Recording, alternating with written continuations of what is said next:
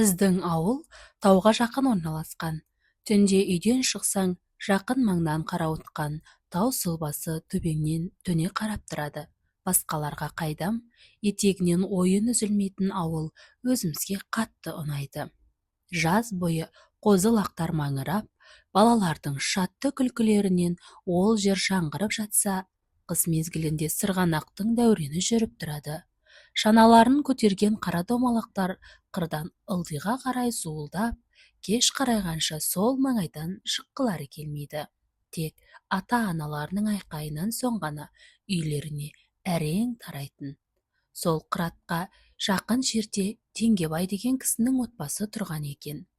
Тұрған екен деген себебіміз, олар үй тұрғызып болған соң көп ұзамай Сайрам жаққа көшіп кеткенде, жаңа үй көршілердің бақылауына қала берген.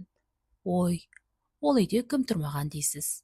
Колхоздың парторгі де, ауылға жаңа келген фельдшер әйел де біраз жыл тұрып кетіп қалған. Өткен жылы ол үйге жуалы жақтан бал арасын өсіруші бір ағай көшіп келді.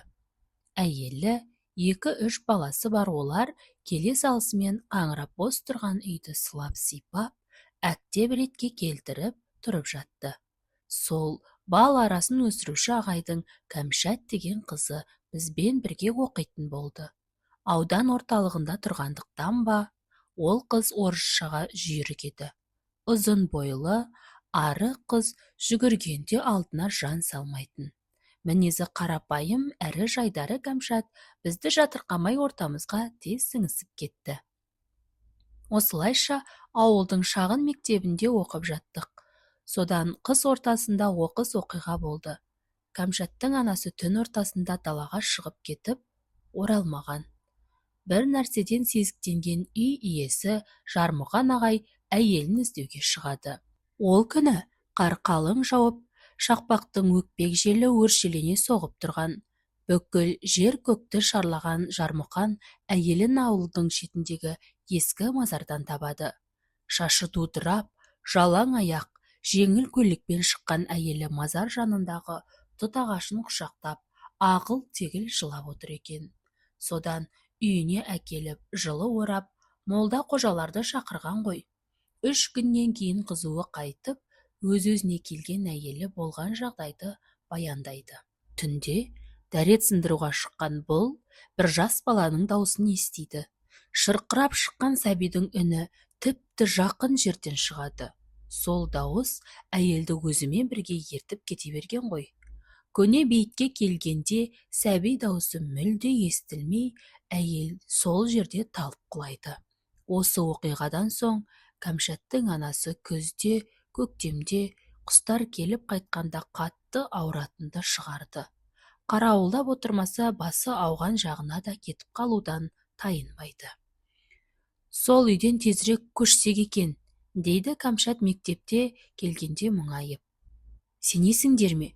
Түнімен ұйықтай алмай шығамыз.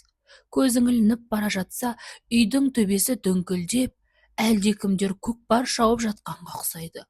Болмаса, біреулердің шыңғырған дауыстары шығып, зәрең тұшырады.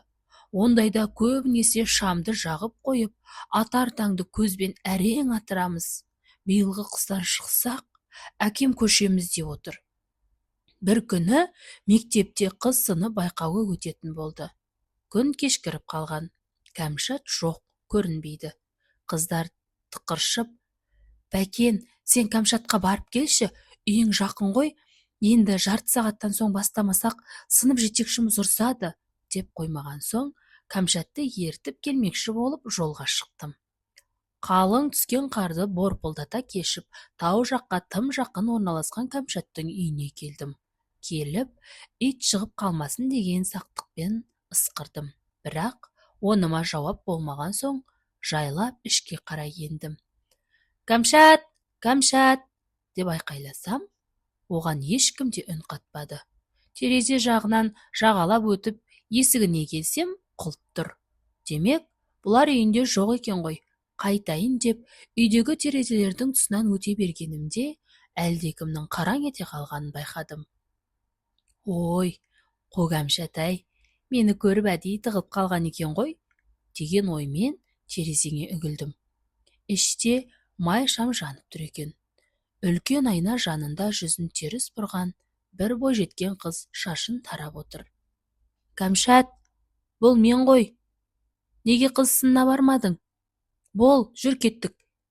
Мені қыздар саған әдейі жіберді», деп терезенің сыртынан айқайладым. Бірақ ол менің айтқаныма селт етпеді де. Сосын болмаған соң терезені тоқпақтадым. Сол сәт шашын теріс қарап тарап отырған қыз маған қарады. Ол Кәмшатқа мүлдем ұқсамайтын еді. Басы денесінен едәуір үлкен, қоңқақ мұрын, салпы ауыз қыз маған оқтала қарағанда шүңірек көзінен от ұшқындап, салпы аузынан үшкір тістері ақсия көрінеді. Ол мені көрді де, мысықтың даусына ұқсас бір жабайы даусымен шыңғырып қоя берді. «Сіз сенесіз бе, сенбейсіз бе, оны өзіңіз білесіз. Ал мен ол жерден қалай қашып шыққанымды білмеймін. 2 аяқтап қаштым ба, 4 аяқтап қаштым ба білмеймін. Бір білгенім, мектепте емес, үйде жатырмын. Әжем бәйек болып, аузыма су тамызуда екен. Жамалбек атаны шақырып, дұға оқытыпты. Арада біраз күн өтіп, өзіме өзім келген соң, Кәмшаттардың сол күні азанда көшіп кеткенін естідім. Ал сонда ол үйде шашын тарап, шамды жағып отырған қыз кім болды екен? Аруақ па, жын шайтан ба? Оны осы күнге дейін ажырата алмай келемін. Әйтеуір, өзімнің аман қалғаныма тәубе етемін. Болмаса, залалын тигізіп, аузы басымды қисайтып кетсе, не істер едім?